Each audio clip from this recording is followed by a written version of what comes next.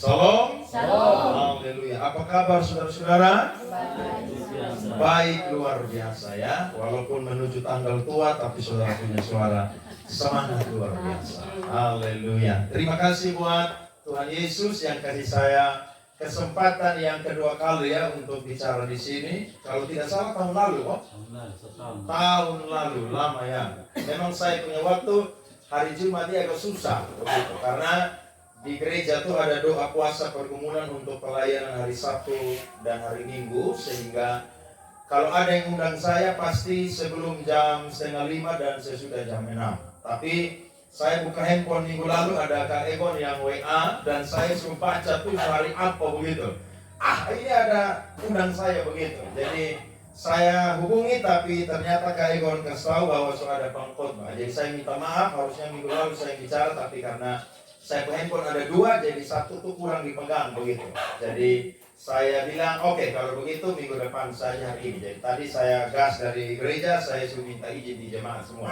Jadi jangan ada yang marah saya karena saya datang beritakan firman Tuhan ya. Terima kasih buat Kak Egon dan Bapak di tempat ini, Mama dan semua saudara-saudara yang kasih saya kesempatan sore hari ini untuk bagi firman Tuhan. Baik, mari kita buka kitab kita, Injil Yohanes pasalnya yang ke-12.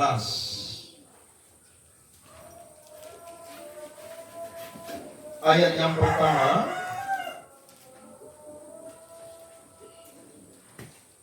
sampai ayatnya yang ke-8.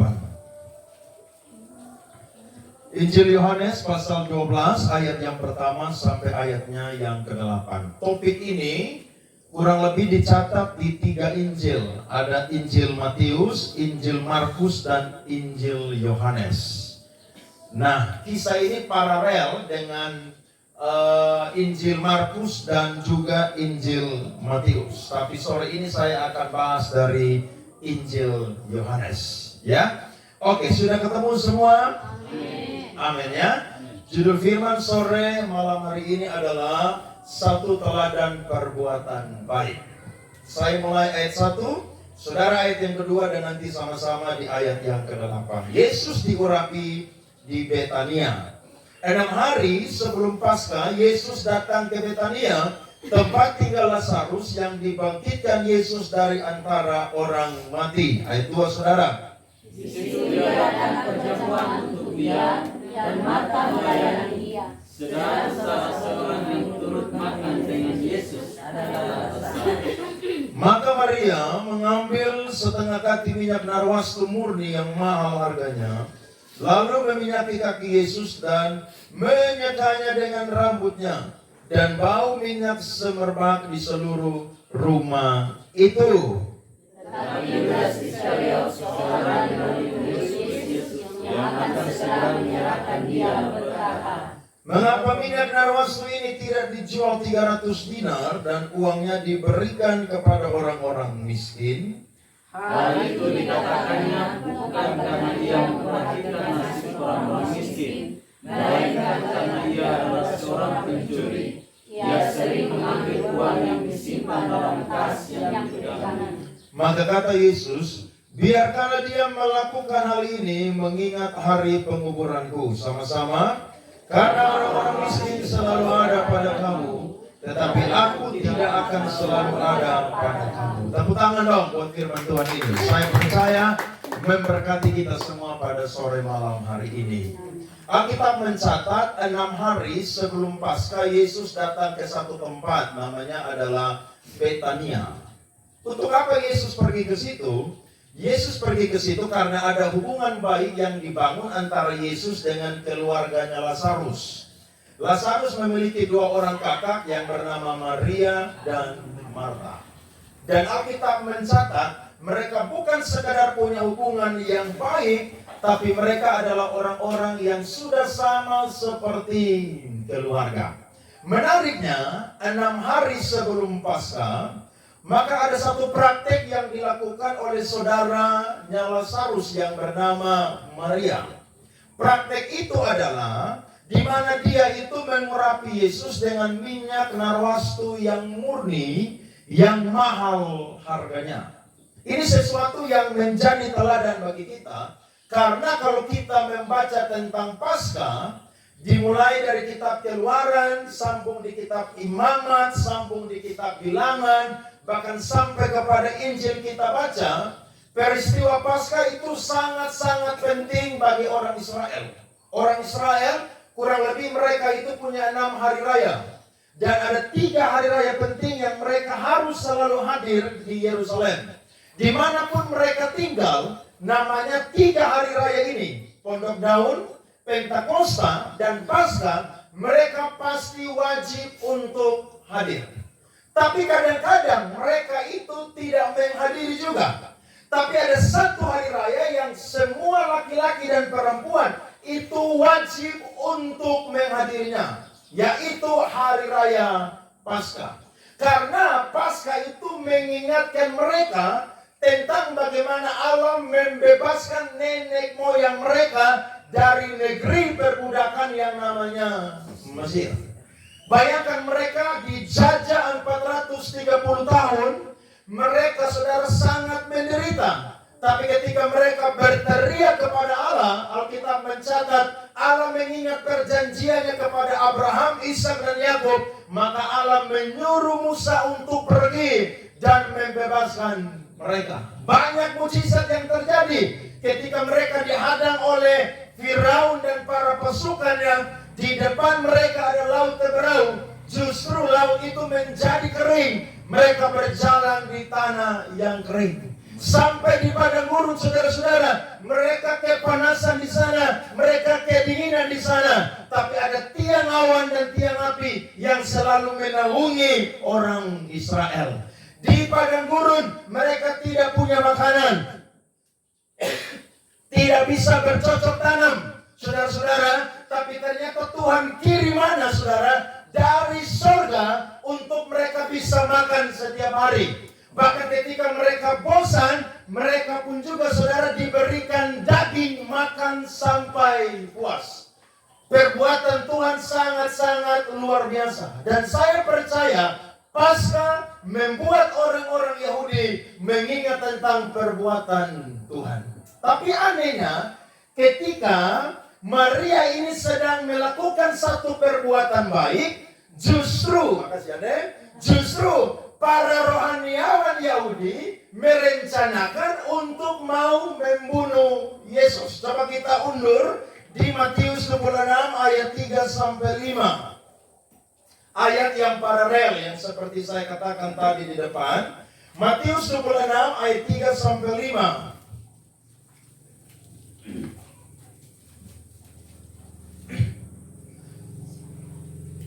Pada waktu itu berkumpullah imam-imam kepala dan tua-tua bangsa Yahudi di istana imam besar yang bernama Kayafas. Dan mereka merundingkan suatu rencana untuk menangkap Yesus dengan tipu muslihat dan untuk membunuh dia. Tetapi mereka berkata, jangan pada waktu perayaan, supaya jangan timbul keributan di antara kita. Saudara bayangkan, rohaniawan pakai jubah rohani. Tapi perbuatan mereka bukan justru jadi satu teladan yang baik, tapi perbuatan mereka adalah perbuatan yang sangat jahat di hadapan Tuhan. Saya yakin orang kalau mengalami Tuhan, maka ada hal-hal baik yang dia selalu ingin perbuat untuk Tuhan. Amin. Amin. Saya percaya itu. Karena Tuhan telah melakukan banyak perbuatan kepada kita, maka yang ada di hati, di pikiran, dan tingkah laku praktek hidup kita adalah selalu ingin berbuat baik kepada Kristus. Maria sedang berbuat baik, sedangkan orang-orang Farisi, ahli-ahli Taurat, rohaniawan Yahudi, mereka sedang merencanakan untuk membunuh Yesus. Padahal mereka lupa bahwa Yesus adalah satu-satunya orang yang tahu kapan dia mati dan tahu kapan dia bangkit. Amin. Amin. Sebelum Yesus mati, dia udah tahu dia akan mati di hari apa, tanggal berapa dia akan mati, jam berapa dia akan mati, bahkan dia akan bangkit di hari apa. Dia udah tahu. Tapi mereka ini repot-repot untuk mengusahakan kematian daripada Tuhan Yesus. Tapi saya percaya Di balik skenario-skenario yang jahat yang ada, itu semua supaya menggenapi firman Tuhan.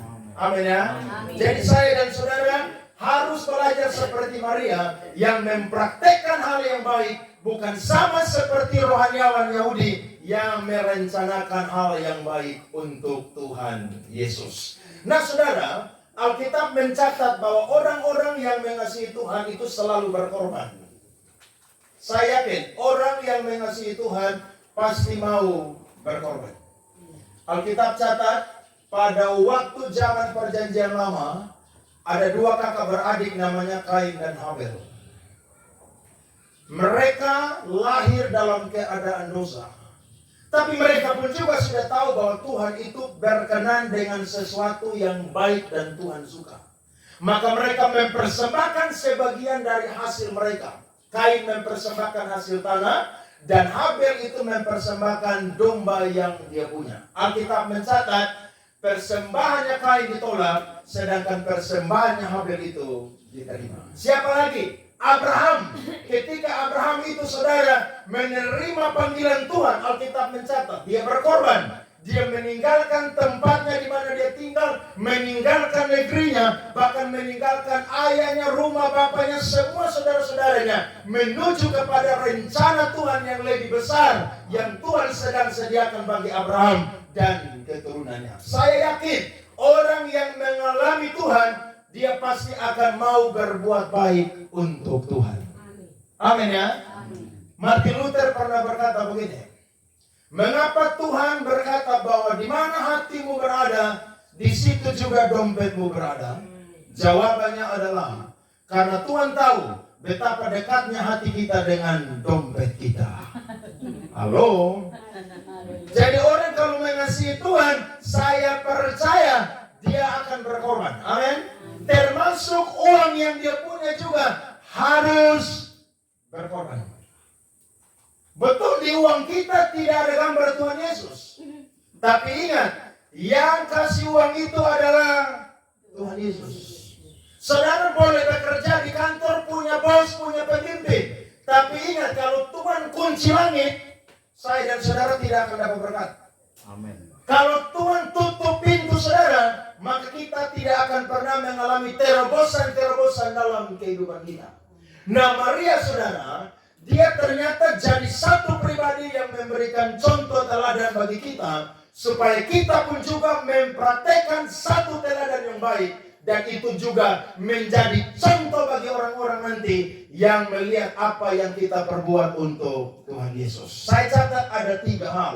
Mengapa Maria ini berani berkorban untuk Tuhan, dan ini menjadi satu teladan yang baik untuk saya dan saudara pun juga praktekkan dalam kehidupan kita. Yang pertama saya catat adalah karena Maria tidak memikirkan harga minyak narwastu yang mahal, tetapi Maria mensyukuri kasih yang telah dia terima dari Yesus. Alkitab mencatat minyak narwastu harganya 300 dinar.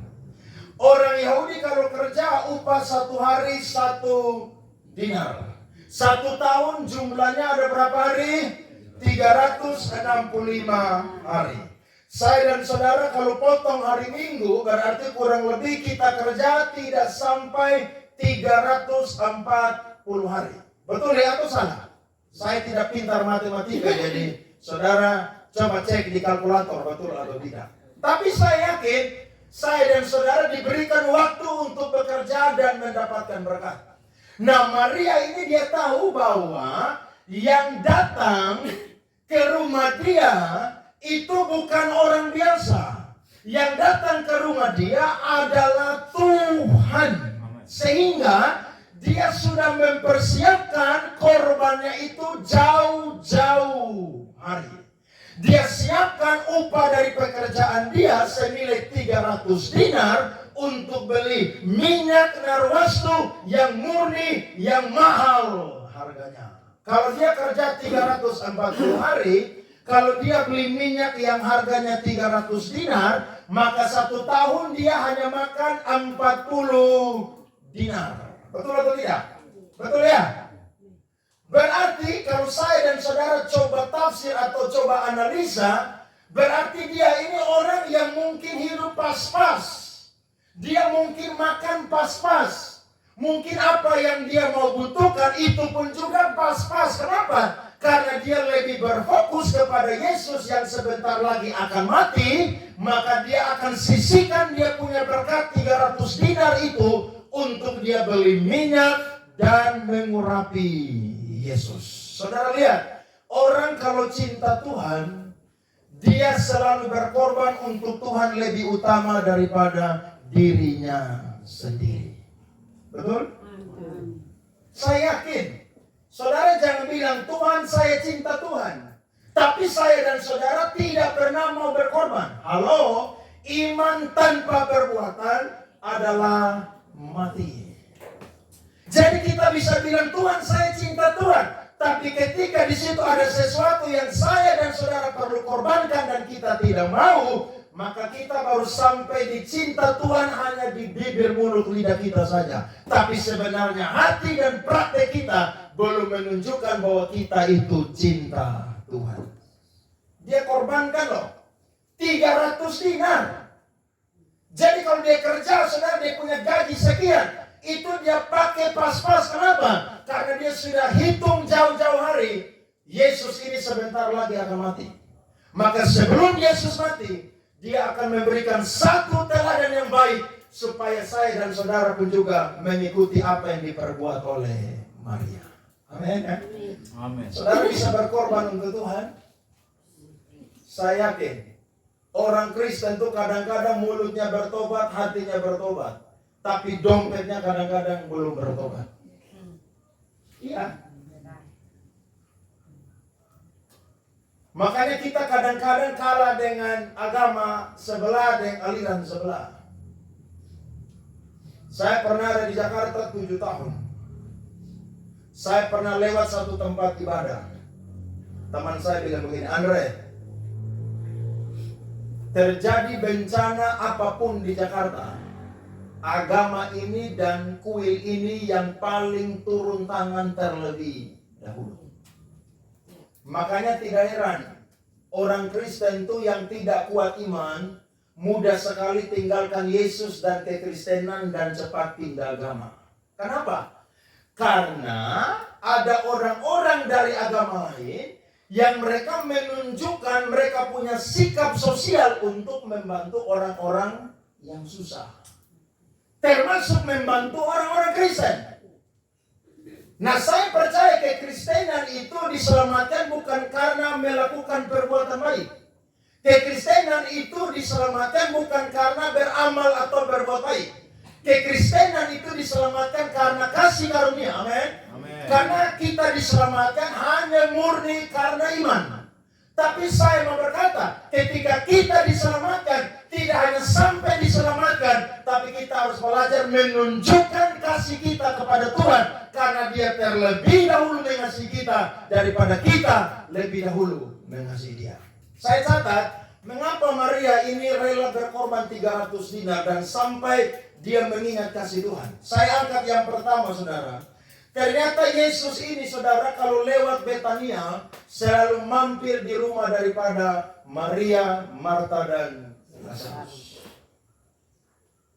Makanya hubungan Maria dengan Yesus bukan sekedar biasa, tapi Maria punya hubungan sampai dalam sehingga dia tahu Yesus itu bukan orang biasa. Yesus itu adalah Tuhan. Nah, saking Yesus seringkali lewat rumah dia, seringkali numpang di rumah dia, seringkali makan dan minum di rumah dia, maka orang ini tahu betul bahwa Yesus adalah pribadi yang mengasihi Maria dan keluarganya. Satu ketika, kalau kita ingat, Yesus mampir di Betania, Marta lagi sibuk bikin makanan, lagi sibuk siap minuman. Maria buat apa? Maria duduk dekat kaki Yesus dan apa? Terus mendengar apa yang Yesus sampaikan. Sementara Marta buat apa? Sibuk masak, siap makanan, minuman untuk Yesus dan murid-muridnya. Itu tidak salah. Karena memang Yesus dan murid-murid lapar. Tapi saya mau berkata, pengenalan akan Tuhan dan firman itu lebih utama daripada makanan-makanan dan hal-hal duniawi. Amin. Amin. Sehingga Marta berpikir bahwa apa yang pernah dia dapatkan itu lebih berharga dari minyak yang harganya 300 dinar. Apa yang dia dapatkan dari Yesus? Pengajaran firman Tuhan. Makanya kalau saudara datang ibadah, berkat yang paling besar itu firman Tuhan. Dan saya mau berkata, berkat bagi orang Kristen yang selama-lamanya akan tetap kuat, kokoh, berdiri, itu firman Tuhan. Kita bilang, firman itu pelita bagiku, terang bagi jalanku. Saudara biar mau punya uang banyak, tapi kalau saudara lagi divonis dokter kanker stadium 4, apa yang saudara cari? Buku rekening? Saya yakin saudara tidak akan cari buku rekening. Apa yang saudara cari? Alkitab. Karena saya percaya berkat kasih yang Tuhan tunjukkan bagi saya dan saudara yang nyata adalah apa? Firman-Nya. Saya ini sering doa orang sakit. Di rumah sakit saya sering. Dan kalau saya pergi semua hampir-hampir penuh Alkitab. Bukan yang kecil kayak punya saya begini. Yang besar-besar. Tapi sayang itu Alkitab mungkin baru beli, jadi tidak ada coretan satu pun juga. Ada seorang teolog namanya Charles Sproul, dia pernah berkata, kalau saudara mau tahu pengenalan orang Kristen tentang firman, cek Alkitab dia. Halo? Jadi kalau kitab saudara bersih, saudara hanya baca aja. Tapi saudara tidak pernah meneliti. Hati-hati.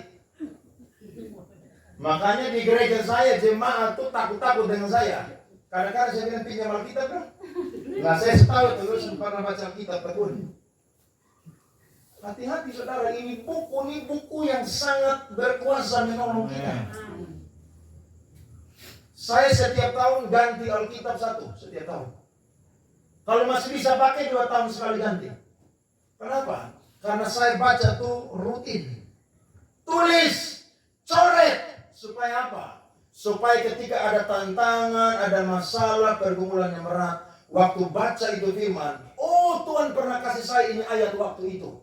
Sehingga saya dikuatkan pada waktu itu. Saya yakin hari ini pun juga saya akan dikuatkan. Amin. Amin.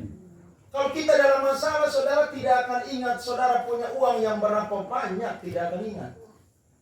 Saudara cuma ingat firman-lah yang menjadi penolong bagi saya dan saudara. Firman itu menjadi roti hidup, menjadi air hidup bagi saya dan saudara. Jadi saudara dan saya, berkat yang besar yang Maria pernah dapatkan dari Tuhan adalah pengajaran firman Tuhan. Itu yang menjadi alasan pertama Maria mau beli minyak 300 dinar untuk mengurapi Tuhan Yesus Kristus. Yang kedua alasannya adalah Maria punya saudara laki-laki ini namanya Lazarus. Lazarus ini pernah mati, sudah 4 hari berbau busuk di dalam kubur. Tapi ketika Yesus sampai, Yesus membangkitkan saudaranya yang tunggal yang bernama Lazarus. Dan hari itu saudara, semua orang Yahudi yang hadir, mereka menjadi percaya kepada Tuhan Yesus Kristus. Tuhan bukan menyembuhkan Lazarus, tapi Tuhan membangkitkan Lazarus. Itu berkat yang hebat atau tidak saudara? Bayangkan saudara punya keluarga mati. Orang semua udah melayat. Peti sudah mau dipakukan. Tiba-tiba ada saya yang datang, saya bilang, jangan paku dulu itu peti. Dalam nama Yesus, bangkitlah engkau. Tiba-tiba bangkit. Saya mau tanya, kira-kira apa yang saudara buat untuk saya? Hah? Saya yakin saudara makan puasa di rumah saudara ingat saya. Betul? Saudara makan daging sei di rumah pasti ingat saya. Saudara lagi kerja, dapat gaji, dapat bonus, pasti ingat saya. Pasti itu. Loh, saya bukan Tuhan, tapi saya adalah alatnya Tuhan. Saya manusia saja saya percaya saudara pasti tidak bisa balas budi itu. Tidak bisa loh.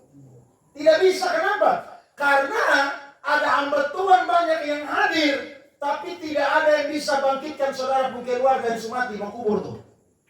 Hanya saya yang hadir dan Tuhan pakai saya. Kebetulan Tuhan pakai saya. Lewat doa, saudara punya keluarga bangkit.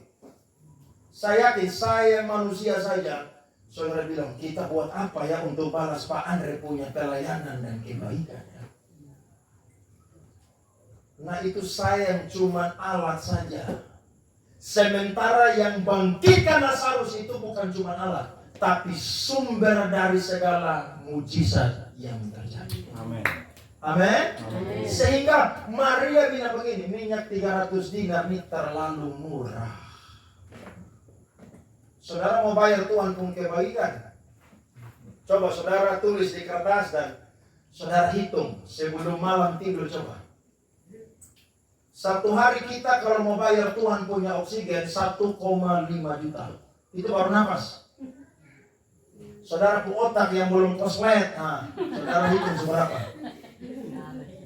Saudara pun tangan kaki yang bisa kerja masih bisa jalan. Jantung, paru-paru, ginjal, usus besar, usus kecil, saudara yang masih bisa bekerja. Saudara itu udah mau bayar berapa? Tidak bisa. Amin. Makanya kalau kita cinta Tuhan, jangan pernah hitung-hitungan dengan Tuhan. Jangan pernah. Karena kalau saudara mau hitung-hitungan dengan Tuhan, saudara ini tidak akan pernah bisa,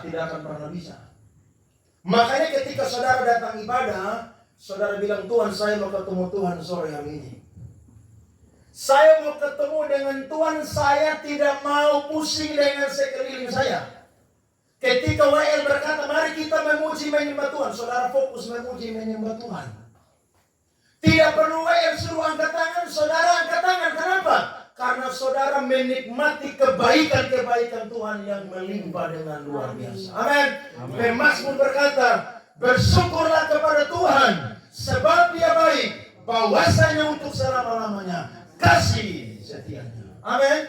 Jadi kita bisa ada ini karena berkat Tuhan, karena kebaikan Tuhan. Saudara bisa bekerja bukan karena saudara makan nasi 1 hari 5 kali, minum air 8 gelas. Saudara minum vitamin, saudara makan 4 sehat 5 sempurna. Tidak, saudara. Tidak. Saudara biar mau makan sehat, tapi Tuhan bilang koslet. Loh iya. Baru-baru ada saya punya kenalan. Lagi duduk-duduk, saudara. Santai-santai. Langsung kena asam lambung. Lari ke rumah sakit, langsung mati. Makanya saya dan saudara kalau masih ada nafas hidup, cinta Tuhan mati-matian. Amin. Amin. Cinta Tuhan mati-matian. Apa yang saudara punya dan kalau saudara bisa beri untuk Tuhan, mari beri untuk Tuhan. Kalau ada yang masih muda di sini, saudara punya usia masih muda, tenaga masih kuat, ide-ide masih cemerlang, ayo cinta Tuhan dan layani Tuhan. Jangan saudara bilang sudah nanti umur 60 tahun baru melayani Tuhan. Baik kalau umur 60 tahun, 45 lu mati. Jangan takut mati. Mati itu kesempatan ketemu Tuhan dan hidup di surga. Jadi kalau masih muda sekarang, kasih hidup untuk Tuhan Yesus.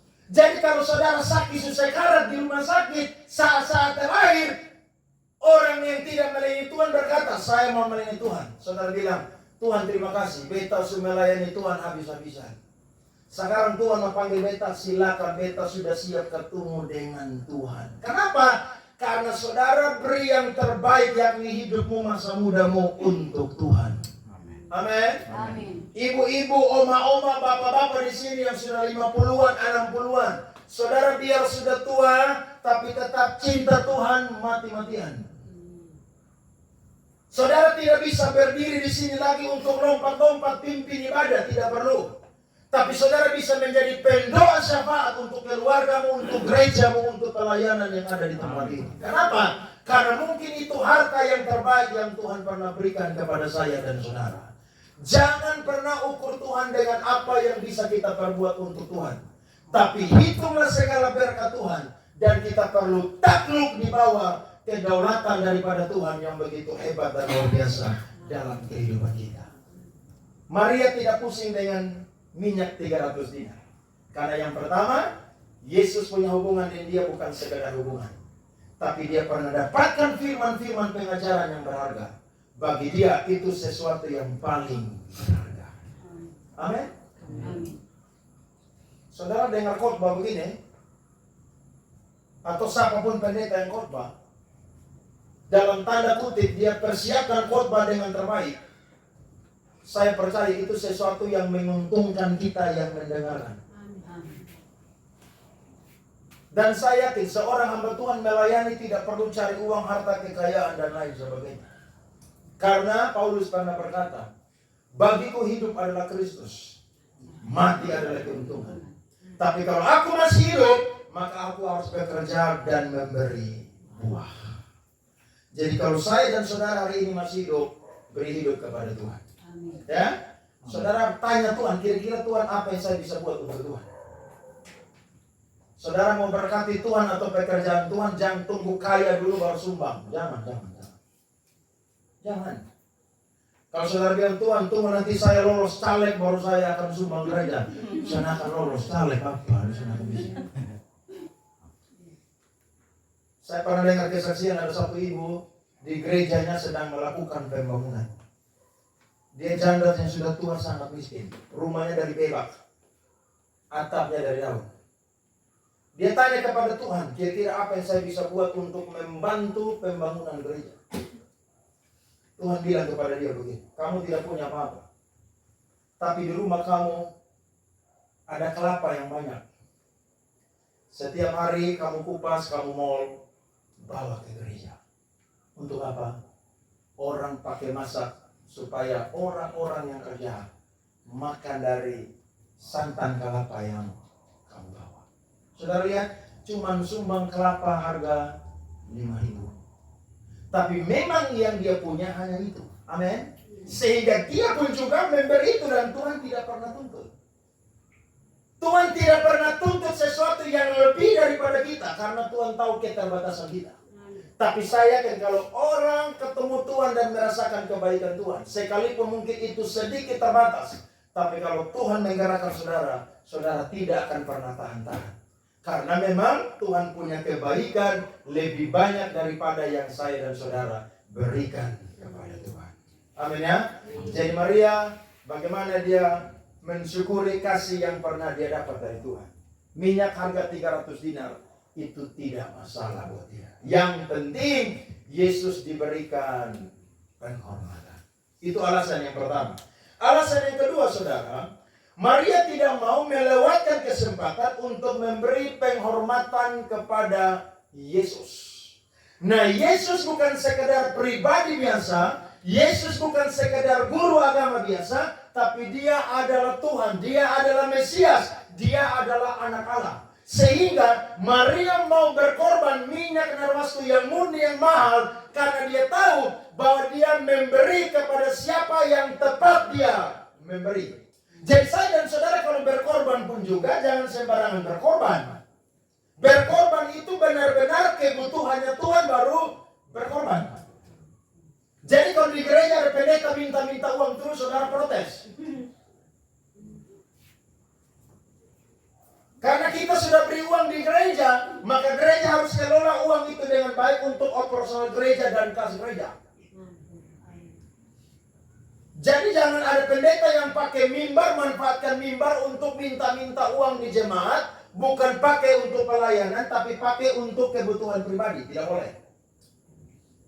Maria ini saudara, dia beli minyak ini karena dia tahu kepada siapa dia akan berikan minyak ini. Saking dia ini membeli minyak narwastu yang mahal. Ada satu murid Tuhan Yesus namanya adalah Yudas. Yudas bilang begini, buat apa ini minyak dipakai? Mending kita jual aja ini minyak supaya dapat 300 dinar dan berikan kepada orang miskin. Padahal Yudas ini tukang pencuri. Makanya di gereja juga ada orang tukang pencuri uang gereja. Jadi saudara jangan pikir bahwa di gereja itu semua malaikat bersayap semua. Justru yang berjubah-jubah rohani itu yang pencuri.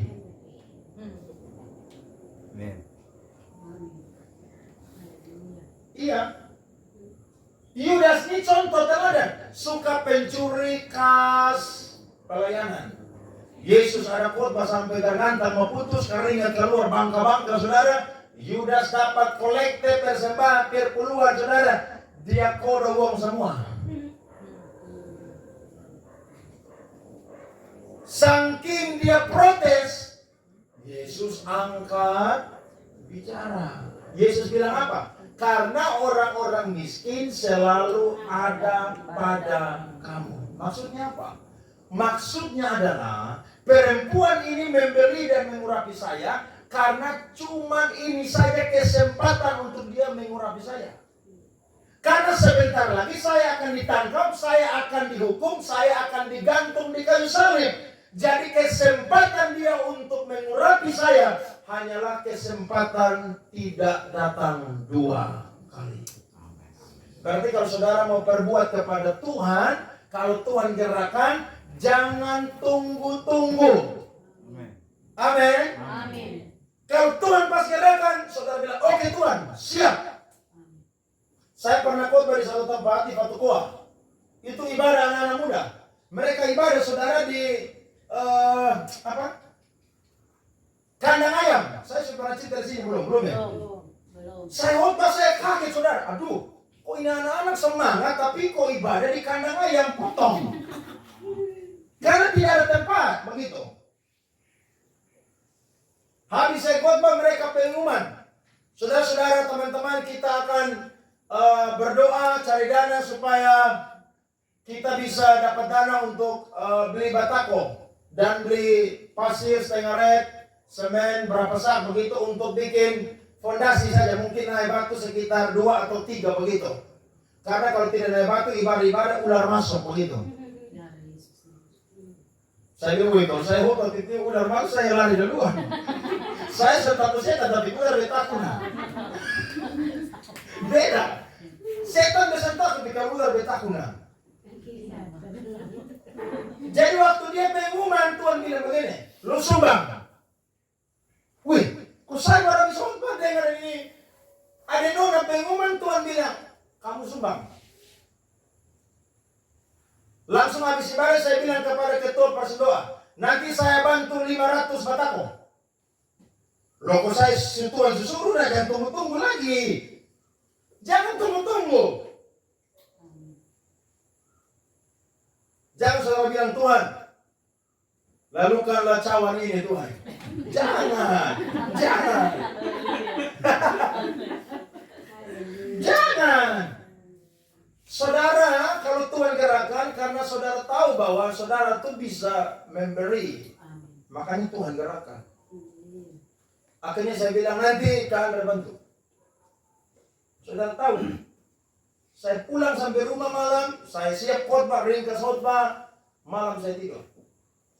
Jam 5 pagi, bangun saat teduh, habis saat teduh saya buka WA, buka handphone. Waktu saya buka handphone, WA masuk jam 12 malam lewat sekian menit begitu. Ada saya punya teman, orang kaya di Jakarta. Ternyata dia sumbang kasih saya uang sekian juta. Dia bilang, Pak Andre, saya baru berkat, jadi saya berkati Pak Andre. Saudara lihat, sore saya udah bilang sumbang, malam Tuhan sudah kasih saya berkat. Dan yang Tuhan kasih lebih berlipat-lipat daripada apa yang saya sumbang. Karena saya cuma bantu 500 batako, jumlahnya cuma 500.000. Tapi Tuhan kasih saya berlipat kali ganda. Habis gereja, saya langsung berangkat dari Oibobo menuju Patukoa. Bayangkan saya baru janji tadi malam, hari Minggu saya uang sudah sampai. Langsung dia berkata, aduh Kak Andre makasih Mas. Saya bilang, iya saya sudah janji, jadi saya harus menepati. Saudara lihat, kita kalau beri itu tidak sembarangan memberi. Kita beri karena kita tahu itu untuk Tuhan dan untuk pekerjaan Tuhan. Amin. Jadi ketika Tuhan menggerakkan, jangan saudara alasan banyak model ke Yudas ini. Jadi kalau kita model begini berarti kita Yudas Musepuku. Iya, kita Yudas punya ponakan. Kita Yudas punya keluarga. Orang lagi berkorban, dia bilang buat apa berkorban? Nah, iblis itu begitu. Tuhan lagi gerakan kita untuk memberkati Tuhan. Iblis bilang, ngapain lu berkati? Iya kan? Sama seperti bapak-bapak, ibu-ibu yang kerja tiap bulan. 10% bagiannya Tuhan. Saudara mau kasih di Tuhan, iblis bilang, ngapain lu kasih di gereja? Gereja suka ya banyak uang, gak usah. Bayang kalau penggaji 1 bulan 50 juta. Per puluhan 5 juta. 4 bulan lu punya motor baru 1 di rumah. Bayangkan 4 bulan lu punya sapi 3 di rumah. Ngapain beri untuk Tuhan? Saya mau berkata, kalau saudara dan saya tidak melakukan apa yang menjadi bagian kita, maka yang lihat kita bukan manusia, tapi yang lihat kita adalah Tuhan. Ingat kisah Ananias dan Safira? Kenapa mereka mati suami istri? Karena satu jemaat mula-mula tuh lagi memberikan apa yang menjadi bagian Tuhan dari keuntungan hasil mereka menjual tanah dan harta dan lain sebagainya.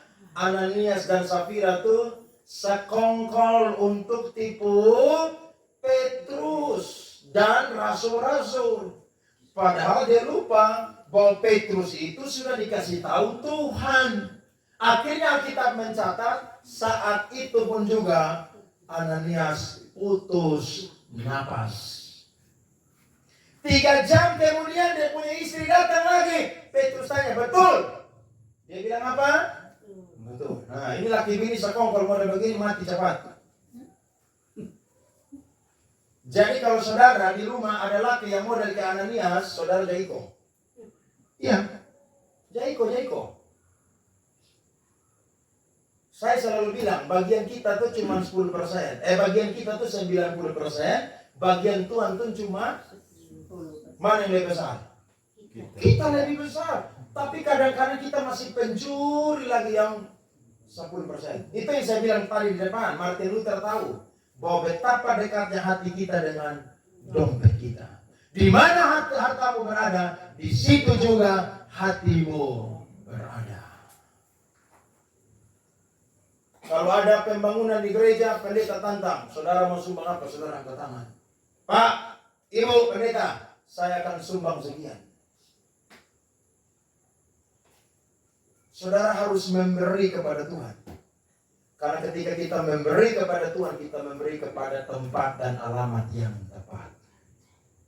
Yudas protes, tapi justru Yesus angkat bicara. Orang-orang miskin selalu ada pada kamu. Tapi apa yang dia perbuat ini hanya sekali untuk saya. Ini menjadi teladan bagi kita semua yang dengar khotbah sore malam hari ini. Kalau saya dan saudara mengasihi Tuhan, maka ketika apa yang bisa kita perbuat untuk Tuhan, mari kita perbuat untuk Tuhan. Karena dia alamat yang tepat, dia pun juga adalah pribadi yang menjadi sumber segala sesuatu di dalam kehidupan kita. Ada amin ya? Amin. Beri penghormatan kepada Tuhan. Dia urapi Tuhan Yesus, dia menyekanya dengan rambutnya. Ini satu tanda kerendahan hati yang dimiliki oleh Maria. Kalau orang-orang seperti Maria ada di tempat ini, saya percaya tempat ini akan jadi teladan buat orang-orang di sekitar sini. Saudara akan jadi berkat buat keluarga, buat orang-orang yang mengenal. Kenapa? Karena saudara jadi orang-orang yang menunjukkan bahwa Kristus ada di dalam kehidupan kita. Yesus ajar, berbahagialah orang yang murah hatinya, karena dia akan beroleh kemurahan. Ada amin? Amin. Yesus tidak ajar, berbahagialah orang yang kanipatu, karena dia akan beroleh kemurahan. Tidak tuh begitu. Iya. Yesus ajar, berbahagialah orang yang murah hatinya, karena dia beroleh kemurahan. Jadi saudara mau ditolong orang, belajar untuk menolong orang. Kalau saudara mau diberkati oleh Tuhan, belajarlah untuk memberkati Tuhan dan pekerjaan Tuhan. Saya yakin Tuhan tidak minta lebih daripada kekuatan kita. Tapi di saat Tuhan menyuruh kita, maka sama seperti Maria, Dia berpikir bahwa sebentar lagi Yesus sudah mati. Tidak ada kesempatan yang kedua untuk dia bisa melakukannya. Mumpung masih ada kesempatan, saya mau untuk melakukannya. Ini teladan yang menjadi berkat bagi saya dan saudara. Dan yang ketiga saya catat saudara-saudara, mengapa Maria ini memberikan teladan dengan memberikan minyak yang sangat mahal. Yang ketiga adalah karena Maria mau meninggalkan teladan bahwa apa yang Maria perbuat itu akan diingat sampai selama-lamanya. Lihat ayatnya yang ke-8. Karena orang-orang miskin selalu ada pada kamu, tetapi aku tidak akan selalu ada pada kamu. Ayat 7 di atas berkata, biarkanlah dia melakukan hal ini mengingat hari penguburanku. Saudara lihat, apa yang Maria praktekkan itu dicatat di dalam 3 Injil.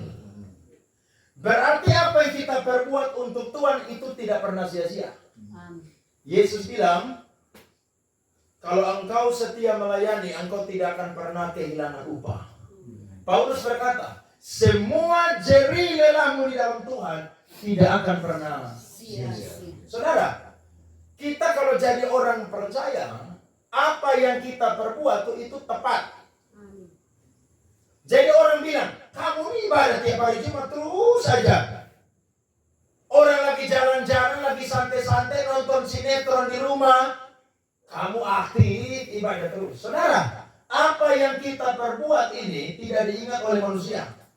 Tapi apa yang kita perbuat sore malam hari ini itu diingat oleh Tuhan. Amin. Makanya Daud berkata, dahulu aku muda, sekarang telah menjadi tua, tapi aku tidak pernah lihat orang benar ditinggalkan, bahkan anak cucunya meminta-minta roti. Kenapa? Karena anak cucu orang benar itu diperhatikan oleh Allah. Jadi saudara, ibadah sore hari ini manusia ini tidak akan ingat saya dan saudara, yang ada mereka hina kita. Dulu saya baru bertobat pertama kali SMA kelas 2. Pergi ibadah tuh karena hina. Dulu saya masih kecil aja belum bertobat, saya mama bertobat dan panggil saya nyong haleluya. Saudara pikir aja nyong haleluya. Kalau saudara perempuan dong panggil nona doa. Bukan karena saudara pun nama Deborah, tapi itu perkataan hina. Sama seperti orang-orang yang hina orang-orang Kristen pertama kali di Antioquia, itu perkataan hina tuh. Jadi kalau kita ibadah model begini, manusia tidak akan ingat kita. Tapi yang ingat kita adalah Tuhan. Nah kalau sampai Tuhan yang ingat kita, berarti betapa berbahagia dan untungnya saya dan saudara. Amin. Kalau saudara mau datang ibadah, saudara kadang-kadang saya lihat banyak orang Kristen, kadang-kadang mau datang ibadah tapi tidak punya baju baru begitu. Jadi perasaan. Oh iya, saya pernah punya teman hampir 2 tahun tidak pernah ke gereja. Karena waktu dia ibadah temannya ganggu. Ya ganggu hanya sekedar biasa, tapi dianggap itu bully begitu. Temannya bilang, kamu pakai ini baju jarang ganti begitu. 2 tahun dia tidak pernah masuk gereja loh. Saya bilang, udah kamu ke gereja aja. Ngapain? Tidak mau, saya kepahitan tuh. Kalau memang saudara hanya punya baju itu aja, tidak apa-apa. Biar manusia lihat saudara punya baju dan mereka dalam hati, ini satu ini saudara baju lain, kau pakai itu baju bisa terus. Saya kenal satu pendeta senior, gereja besar. Dia kalau khotbah saudara selalu pakai dia punya baju itu saja. Bukan berarti dia tidak punya baju banyak, tapi buat dia mungkin itu yang lebih nyaman. Artis itu beli baju harga 50.000, tapi orang pikir beli 5 juta. Kenapa orang bisa pikir itu baju mahal? Karena yang pakai siapa? Artis. Kalau saudara beli baju 5 juta, orang tidak percaya. Orang baju 5.000 itu RB itu. Tak balik. Kadang-kadang kita mau ibadah, kita pikir kita tidak punya uang kolekte. Loh, kalau saudara benar tidak punya uang kolekte, jangan sampai gara-gara uang kolekte yang tidak ada terhambat untuk saudara datang ibadah. Tidak boleh. Karena Tuhan tidak tidak lihat isi dompetmu. Kalau benar itu ada, memberi. Tapi kalau tidak ada saudara, ya tidak apa-apa. Yang penting saya dan saudara melakukan sesuatu yang terbaik, yang diingat sampai selama-lamanya. Amin. Makanya saudara punya prinsip. Kalau saya mati besok-besok, orang datang melayat saya, sebelum saya masuk dalam kubur, mereka cerita, ini ibu nih setia beribadah kepada Tuhan. Dia cuma ibu rumah tangga biasa, tapi dia punya spirit dengan Tuhan, itu dahsyat luar biasa. Ini ibunya orang biasa, tapi dia jadi pendoa yang luar biasa. Ini ibunya orang biasa, tapi lewat dia punya teladan, dia punya hidup dengan Tuhan, anak-anaknya semua berhasil diberkati oleh Tuhan. Itu yang diingat.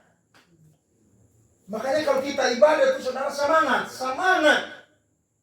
Saya bertobat umur 16 tahun, main keyboard 15 tahun, baru jadi pendeta. Orang ajak saya pelayanan di mana aja, saya bilang siap berangkat. Sampai pelayanan saudara lupa naik trek turun di bawah karena push up dari Polantas. Kenapa? Langgar aturan. Angkat ini speaker, sound, keyboard semuanya angkat. Tidak ada tuh pada persembahan kasih amplop, tidak pernah. Tapi saya tahu waktu itu saya sakit hampir mati. Saya hampir gila pada waktu itu. Tapi disitulah justru Tuhan sembuhkan saya dan tangkap saya. Makanya saya ke gereja, saya bilang sama Tuhan, saya nasar, Tuhan, mulai hari ini saya akan persembahkan hidup saya untuk melayani Tuhan. Dan dari tahun 2001 sampai hari ini, saya melayani Tuhan sudah 23 tahun. Banyak angkatan-angkatan saya yang sudah tinggalkan dunia pelayanan. Tapi sampai hari ini karena kasih karunia Tuhan, saya masih bisa tetap melayani Tuhan. Amin saudara. Amin. Saudara buat sesuatu, Tuhan ingat, Tuhan ingat. Ada satu ibu saudara di Bandung. Dia sudah tua. Dia agak sedikit punya berkat karena anak-anaknya sudah berhasil, dia punya toko jualan begitu. Sudah tahu apa yang dia perbuat? Setiap hari Minggu dia bilang sama gembala pendeta, Pak Gembala, nanti setiap hari Minggu saya masak bubur dan nasi kuning untuk semua yang pelayanan. Tiap hari Minggu lah. Jadi pelayan semua yang datang, ibadah pertama jam 6, ibadah kedua jam 8. Habis ibadah pertama jam 7:30 lewat, semua sudah turun di kantin gereja. Ibu ini sudah siapkan bubur dan nasi kuning. Mengapa dia mau memberikan sesuatu yang kita anggap sederhana, tapi itu butuh uang loh. Tiap hari Minggu kasih uang beli apa? Beras, beli telur, bawang goreng, minyak, dan lain sebagainya. Tapi dia bilang begini, hanya ini yang saya bisa buat. Saya tidak bisa jadi singers, saya tidak bisa jadi pimpin pujian, worship leader, saya tidak bisa jadi penerima tamu, saya tidak bisa jadi pendoa syafaat. Tapi saya cuma bisa siapkan bubur nasi kuning untuk semua yang pelayanan setiap hari Minggu. Tahu nggak saudara, waktu dia mati, rumah dia tidak muat dengan semua jemaat dan orang-orang yang hadir. Kenapa? Karena apa yang dia perbuat itu diingat sampai selama-lamanya. Jadi kalau saudara bikin sesuatu untuk Tuhan, jangan bilang Tuhan ingat beta, tak usah. Itu pengakuan akan keluar dari mulut Tuhan sendiri.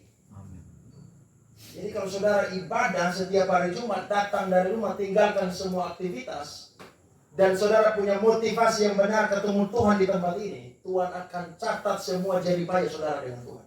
Percaya aja, percaya. Surga jadi bagian saya dan saudara. Upah Tuhan siapkan, mahkota Tuhan siapkan, bahkan memerintah bersama dengan Kristus di dalam kehidupan saya dan saudara. Lihat Filipi pasal 4 ayat 16. Coba kita baca ini dengan.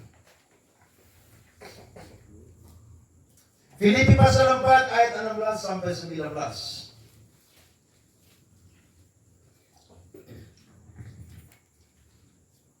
Karena di Tesalonika pun kamu telah 1-2 kali mengirimkan bantuan kepadaku. Tetapi yang kuutamakan bukanlah pemberian itu, melainkan buahnya yang makin memperbesar keuntunganmu. Kini aku telah menerima semua yang perlu daripadamu. Malahan lebih daripada itu aku berkelimpahan. Karena aku telah menerima kirimanmu dari Epafroditus, suatu persembahan yang harum, suatu korban yang disukai dan yang berkenan kepada Allah. Sama-sama baca 23:19. Allahku akan memenuhi segala keperluanmu menurut kekayaan dan kemuliaannya dalam Kristus Yesus. Amin. Jadi apa yang jemaat Filipi perbuat kepada Paulus sejak perjumpaan pertama dengan Paulus dalam pelayanannya sampai Paulus masuk penjara, jemaat Filipi adalah jemaat yang selalu punya kemurahan hati memberkati Paulus. Paulus doa, Allahku akan memenuhi segala keperluan menurut kekayaan dan kemuliaannya. Amin. Coba saudara berkati seseorang di tempat ini. Saya yakin saudara pun nama hampir setiap hari disebut dia dalam doa-doanya. Apa yang kita perbuat itu akan diingat oleh Tuhan. Makanya punya motivasi yang terbaik, jangan pandang kiri kanan, tapi fokus kepada Kristus. Sampai di mana Tuhan bawa kita untuk terus setia dengan Tuhan, memberkati Tuhan, membangun pekerjaan Tuhan. Lakukan itu dengan yang terbaik kepada Tuhan. Saya percaya setiap yang kita tabur, kita pasti akan. Amin.